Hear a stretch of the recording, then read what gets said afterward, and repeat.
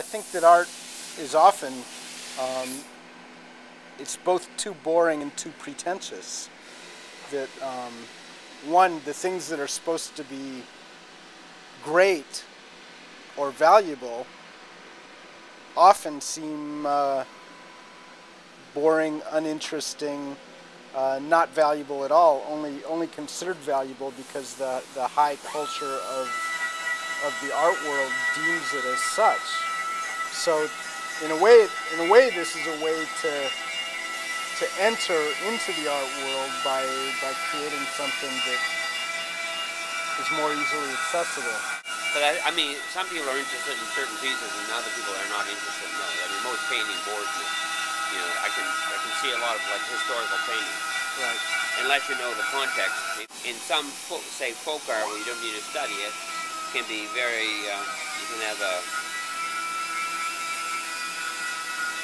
it can't be more than a wonderful utterance because it doesn't have a developed language.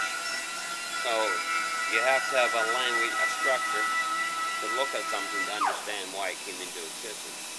Now you're by the ping pong table, you're trying to add something to the language because you want it to be looked at as art as well as a ping pong table. Right. So you see a deficiency somewhere within the structure of art. So you're trying to rectify or reconcile something, but you don't want to abandon it. You're not interested in making folk art because you have a body of work that it falls within, and your body of work falls within a larger contemporary art context. You see the problem with folk art, though, right? That it can be a wonderful utterance, but it can't be anything more than an utterance. I'm not sure that it can't be anything. I don't know. I'm not sure. I think that's too extreme to say that it can't be anything more. Well, I think it has the possibility of being as valid as. As valid as what, though? Yeah. Valid as folk art, because folk art is a self-taught. It's a system within itself. That's right. That's why I see, you know, good folk art is wonderful utterance, but it can't be constructive thought because unless you get a body of work to juxtapose it with, then it starts to become structural thinking, cultural thinking. So a constructed thought is what you said it has to be. So that means that like a language.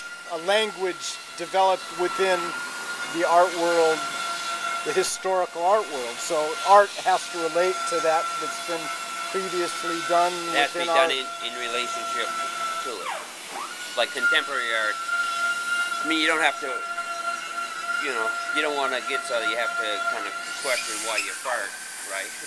Or why you make a piece of work. But you want that work to be seen as art if you're working in the field of art.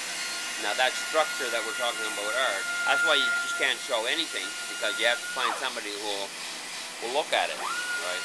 And they have to be able to look at it from some sort of a structural base, a language base.